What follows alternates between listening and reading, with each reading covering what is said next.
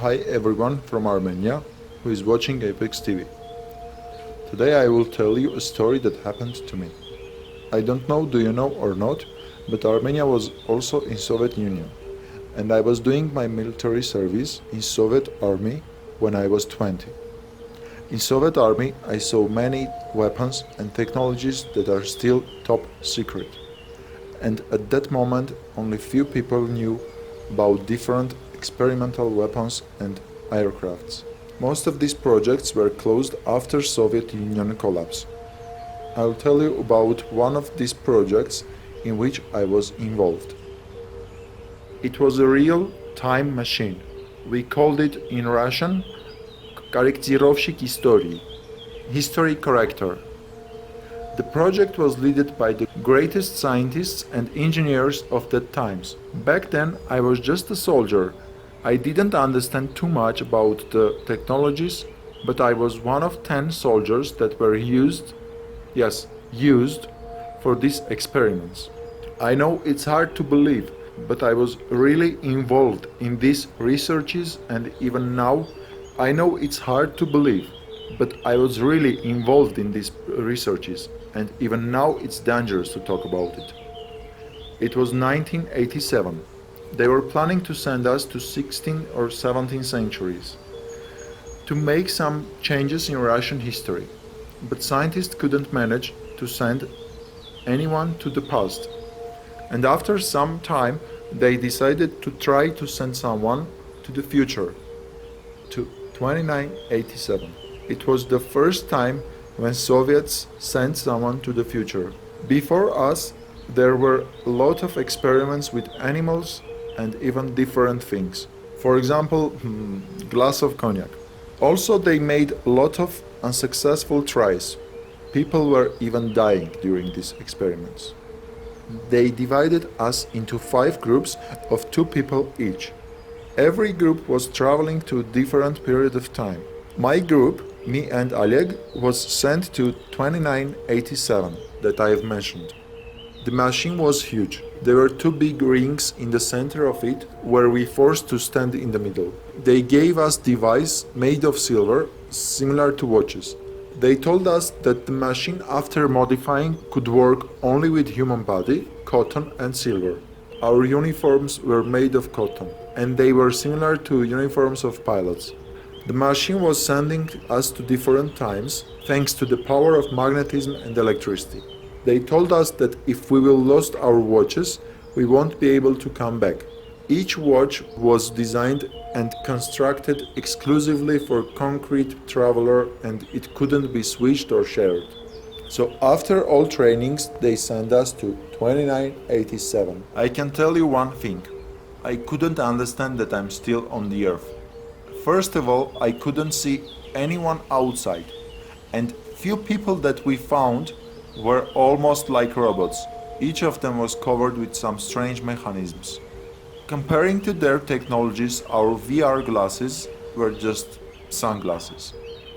Their clothes were really strange. For sure not made of cotton or wool or not even synthetic. People were not walking at all. They were just moving from point A to point B, and I couldn't understand how. Even though that our clothes could be strange for them, no one was looking at us. I had an impression that we are invisible. They didn't have any emotions on their faces, and they looked like they were busy. My colleague Oleg drew my attention to their transports above. I saw everything levitating over our heads. Seriously, everything was levitating there. There wasn't a building that had bases. Everything around was levitating. Cars, streetlights, everything. I was really astonished. All buildings were covered with solar panels. When we found the way to go upstairs, I saw current advertisements. For example, one of them was about tour to Mars. But in the advertisement that I saw, Mars was wonderful. It wasn't the red desert that I knew. It was beautiful, even though really strange. Purple seas, islands, trees, like our planet, except purple seas. After me and Oleg have found normal clothes, suitable for that time, we went to a very special place called Trikapion, from where people were traveling to different planets. At Trikapion we could find special thing, a magnetic mechanism that was making us levitate. It was really weird. When I've tried it first time, I was really close to fall down from about 200 feet height. After some time, when we were able to levitate, let's say walk, we noticed devices that were similar to cars and that were also floating in the air. We haven't seen there any shop or something like that. At that time I couldn't understand how people were buying things, but now I think everyone was online. At that time we didn't have internet and we didn't even know what is it, so I couldn't imagine. After some time discovering the city with Oleg, we were stopped by two humans or robots, I'm not sure till now. They took us by their huge car to the military base. In the military base we met a guy who was wearing something that was kind of military uniform. Why I say kind of? Because we don't have anything similar to it even nowadays. So the guy was speaking Russian with us and it was strange. He told us that we are in Murmansk. I understood that I'm in the same city.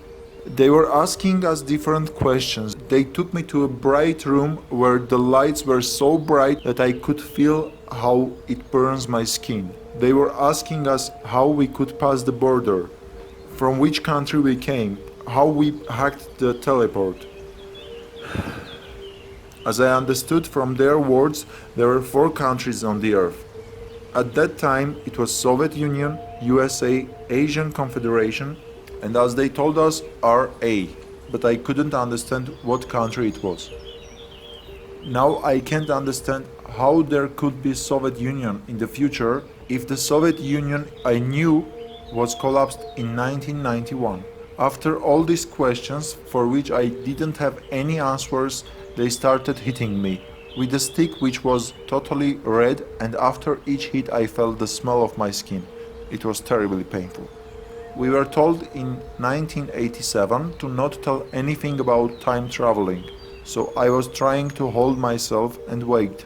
We knew that when it will be 3:40 on our watches, we will be sent automatically to 1987. I was really lucky that they weren't suspicious about my watch. Maybe because it was too primitive for them and they didn't think that it can be a part of time machine. After smelling enough of my own burning skin, I woke up in 1987, but alone. Every day I'm thinking what happened with Oleg. Was he killed or he couldn't come back? Or he came back but he was killed by Soviets in 1987? I don't know. Till now I can't understand one thing. How it was possible that there was Soviet Union if it was collapsed in 1991? Or it was parallel reality? Or post-Soviet countries will reunion again? I hope they won't. There are a lot of questions that I don't have answers. I was inspired by other time traveler stories to tell my story for ApexTV.